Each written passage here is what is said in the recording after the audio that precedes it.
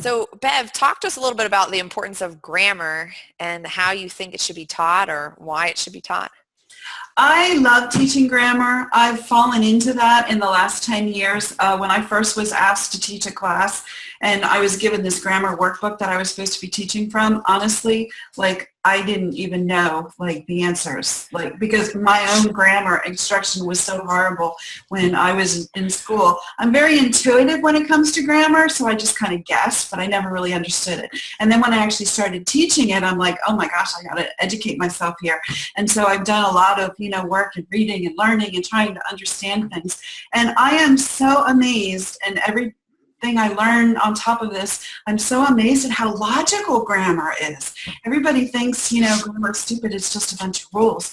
But when you actually understand, the sentence structure and why a comma goes there, and this is a complex sentence, and that's a subordinating conjunction, not a coordinating one. And I know different grammar curriculums use different words, and so sometimes that can be confusing for kids if they switch from one curriculum to another curriculum. But then once they learn, when this curriculum talks about a direct object, or this curriculum talks about a predicate noun and this one calls it a subject complement. As long as they realize that it's the same thing, it's just a different word, then they can kind of start to understand the big picture, I think, better. So I don't really think grammar is just about rules. I think it's more about understanding the structure of sentences and how you can do words. And then once you improve your grammar, then that, I think, in turn improves your writing.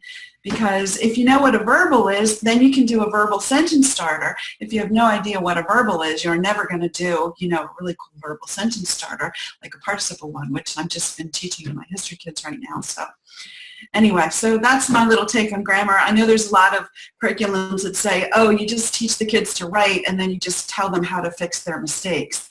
But again, if they don't understand, the logic behind it and why it is that way, then they're always just going to be like putting the Band-Aid on instead of actually learning the reasons behind everything. So it is a passion for you. Yeah, I did get pretty grammar enthusiast about grammar. And that's great. That's how I feel about the SATs. So yeah, I love grammar. And most of my kids love grammar too, so I guess I've passed it on to them.